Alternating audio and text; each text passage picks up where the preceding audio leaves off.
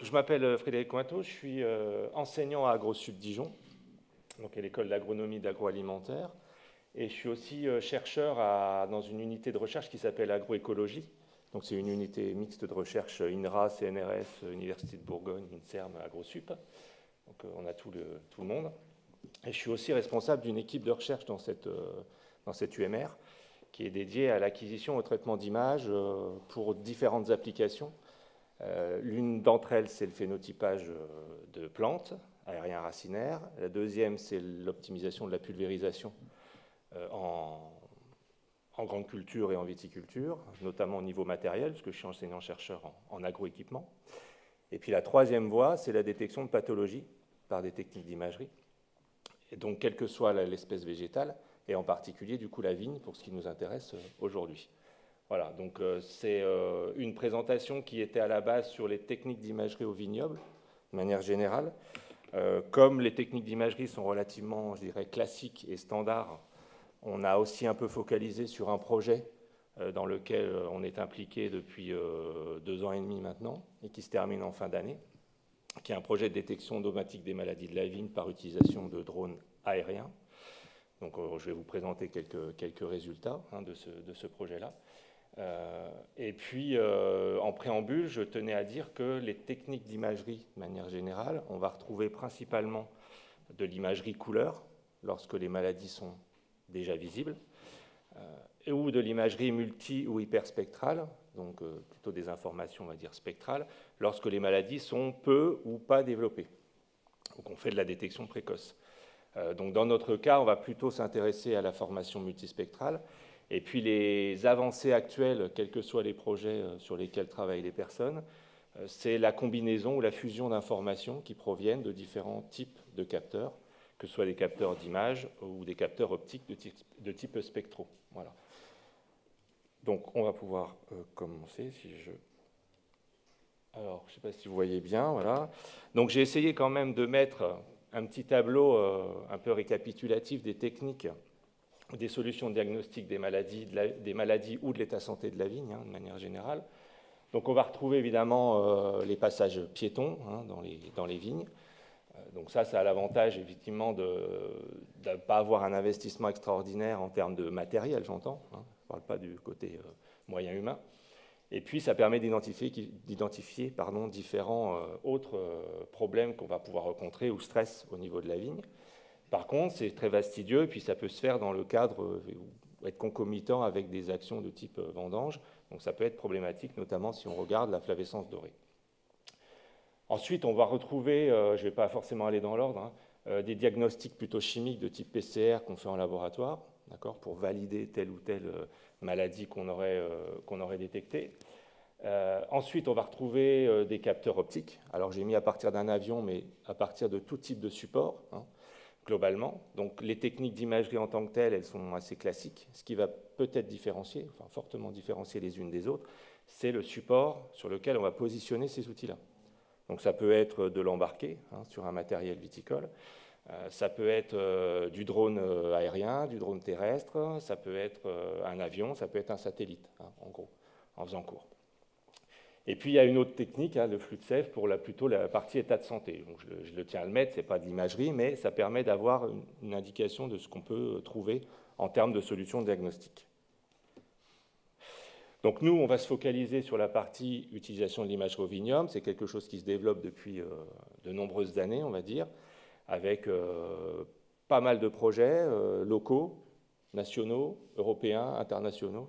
Je ne les ai pas tous listés parce qu'au bout d'un moment, j'aurais plus de place. Tous les projets ne travaillent pas sur les mêmes types de maladies, avec les mêmes types de vecteurs, mais tous utilisent l'imagerie de manière générale.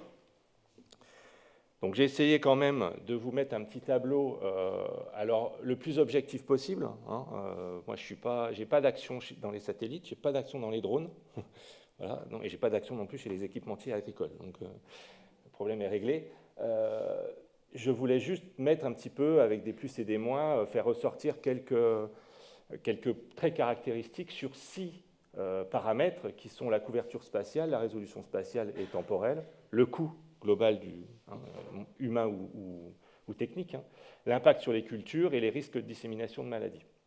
Alors, on ne va pas tout lister, mais globalement, on a un élément qui ressort de ce tableau-là, c'est que l'utilisation d'un drone, et là je parle de drone aérien, hein, pas de drone terrestre, semble être, je prends des précautions, semble être la solution, on va dire, la plus intéressante par rapport à ces 6 critères-là qu'on a estimés comme étant importants. Maintenant, ce n'est pas parce qu'on a dit ça qu'on a résolu le problème, hein. Il faut que dans le support, on mette les outils les plus pertinents en termes de capteurs. Voilà. Et c'est là où la difficulté va apparaître.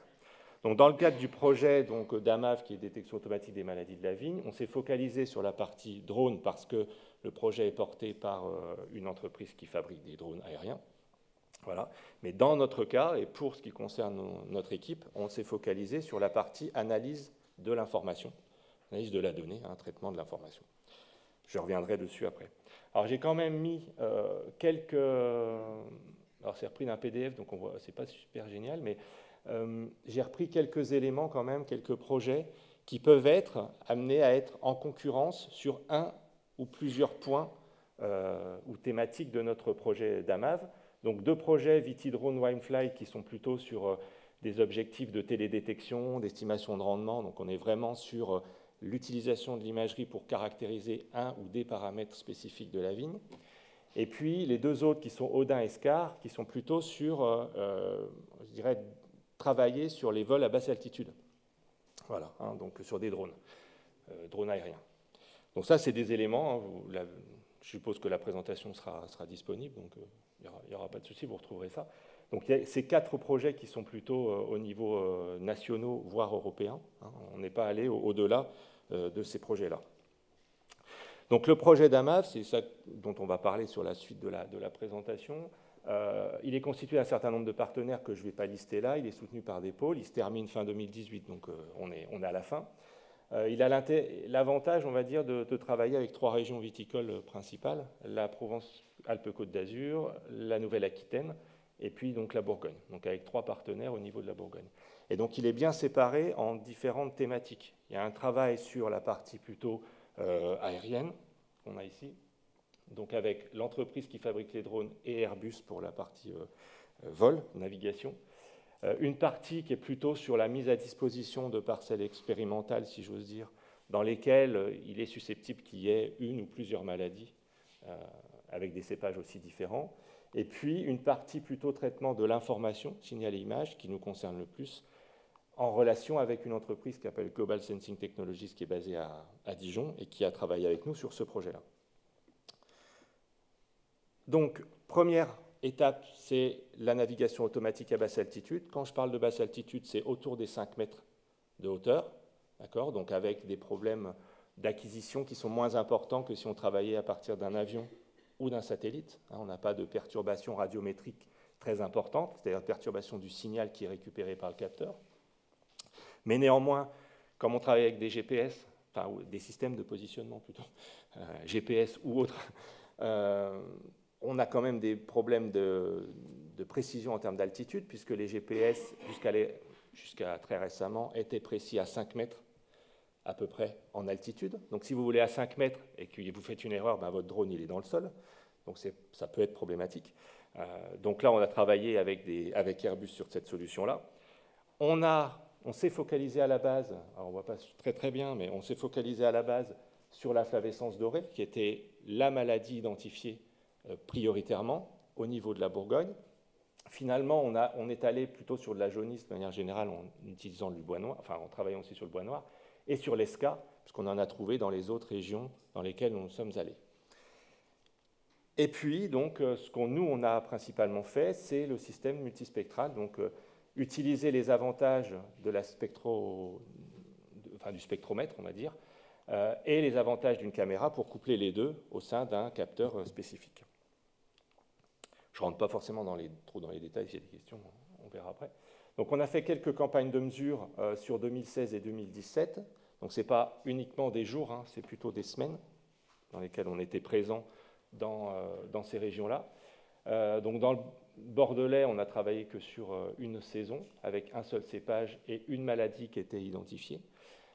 En région Provence-Alpes-Côte d'Azur, c'est dans cette région-là qu'on a principalement travaillé, puisque c'est là qu'on a trouvé la flavescence dorée.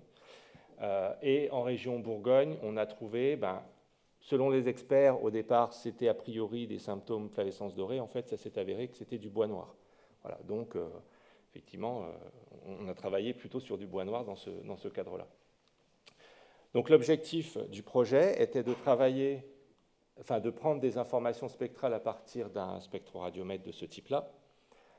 Ensuite, d'identifier dans tout le spectre électromagnétique les bandes les plus pertinentes et de ne pas travailler sur la totalité, ça ne sert pas forcément à grand-chose. Donc d'identifier les meilleures bandes spectrales.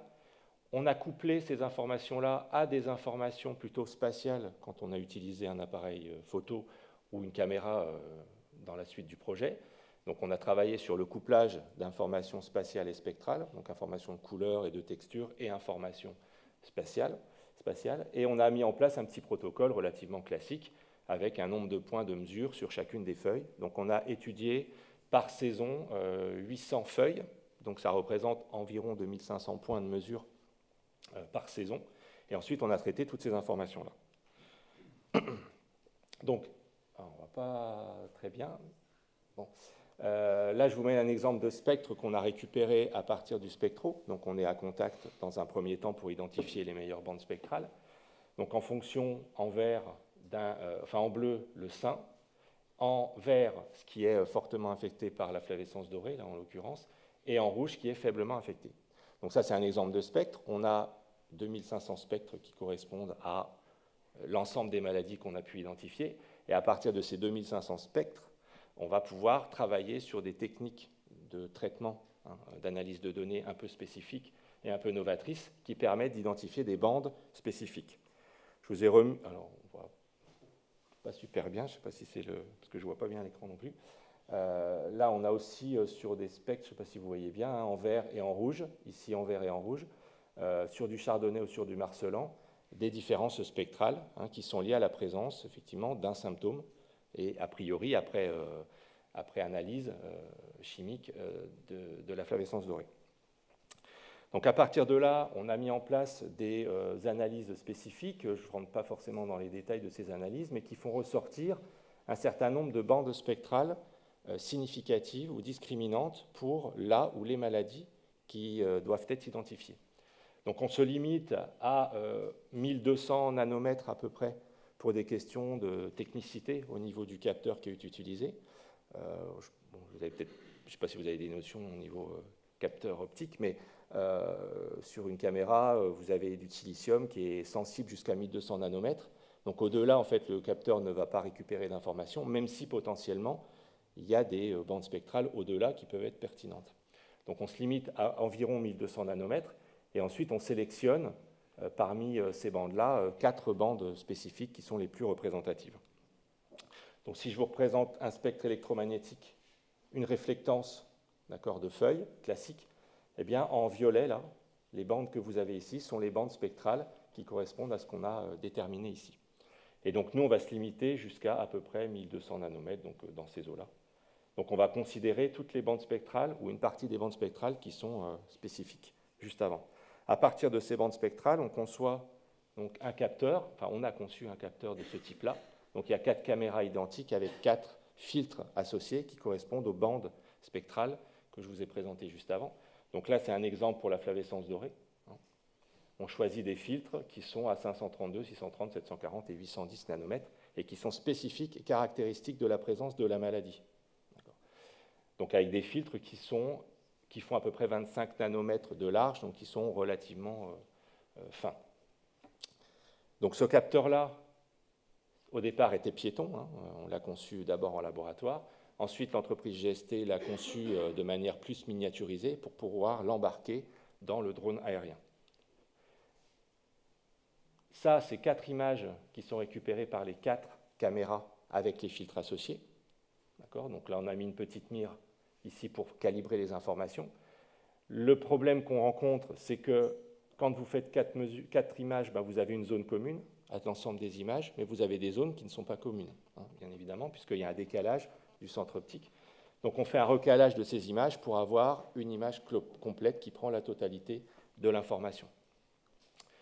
Et à partir de cette image, on va dire multispectrale, on a une information sur la présence ou pas d'une maladie. Ça, c'est la première phase. On s'aperçoit que ce n'est pas forcément suffisant de travailler avec que cette information spectrale. Ça donne des indications, mais ce n'est pas suffisant pour la plupart des maladies. Donc on va coupler cette information avec une analyse qui est une analyse de texture. Alors pourquoi on utilise la texture et pas la couleur? Tout simplement parce qu'on est dans une phase de détection précoce des maladies, ou la plus précoce possible. Et donc quand il y a une détection précoce, il n'y a pas de décoloration de la plante. Donc vous pouvez utiliser n'importe quel appareil de capteur optique d'image, vous ne verrez rien du tout. Donc il faut travailler sur un autre paramètre que la couleur. Donc un des paramètres, c'est la texture. On pourrait travailler sur la forme éventuellement, mais pour l'instant, on a travaillé principalement sur la texture. Donc on a développé tout le système, tout le cheminement. Oh, c'est bon, je suis dans les temps. Tout le cheminement du traitement de la texture, et on a finalement couplé cette information avec l'information spectrale précédente. Ça permet sur une image de vous donner pixel par pixel un ensemble d'indications qui sont caractéristiques, ces indications, de telle ou telle maladie.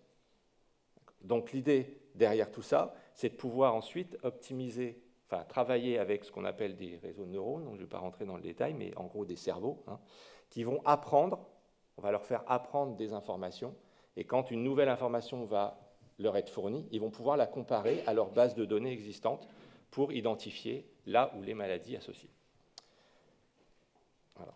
Donc au final, ce dont on s'est rendu compte, c'est que si on travaille avec les paramètres de texture, une partie des paramètres de texture existants dans la littérature, et les réflectances optimales qu'on a vues juste avant, on a à peu près entre 92 et 95% de bonne détection de la maladie, et de classification de cette maladie. D'où l'intérêt de pouvoir fusionner des données et ne pas travailler qu'en multispectral avec du spectre, ou qu'en couleur ou en information de texture, mais en combinant les deux informations. Donc je suis bien dans les temps. La conclusion ou les conclusions de ce projet-là, qui se termine, donc je rappelle, fin 2018, et qui va se poursuivre avec une campagne d'essais complémentaire en 2019. La conclusion ou les conclusions, c'est que l'information multispectrale, elle est intéressante. On s'aperçoit qu'on peut discriminer les bonnes bandes spectrales en fonction des symptômes à caractériser. Donc ça, c'est plutôt spécifique au travail. On s'aperçoit quand même que c'est cépage dépendant, voire région dépendant. Donc effectivement, il y a une contrainte à ce niveau-là sur laquelle on est en train de travailler pour essayer de voir si on ne peut pas ne travailler qu'avec région dépendant et plus cépage dépendant, mais ça, il y a encore du travail. Mais cette information, elle n'est pas suffisante. Et elle est fonction des maladies, donc on couple avec des informations texturales, la précision est supérieure à 92%. L'idée, donc on l'a appliqué sur les images couleurs, l'idée c'est de continuer à travailler sur les images multispectrales, éventuellement de rajouter des informations autres de type forme, par exemple. Et puis, tout ça est intégré depuis octobre 2018 dans notre réseau de neurones pour la classification automatique, et les premiers vols ont eu lieu en novembre 2018 du système complet, c'est-à-dire le capteur plus le drone piloté automatiquement. Donc la validation finale du capteur et du vol associé est prévue sur début 2019, et ensuite la campagne d'essai, on va dire de avril 2019 jusqu'à octobre 2019, pour pouvoir travailler sur l'ensemble des maladies identifiées ou souhaitées. Et puis après, il y aura un travail complémentaire, potentiel, c'est qu'on travaille sur la feuille, et là, on va travailler quand même sur le vignoble total. Donc là, il y a peut-être une petits ajustements à réaliser. Voilà, j'ai terminé la présentation, donc dans les temps, je crois. Bien, merci Frédéric.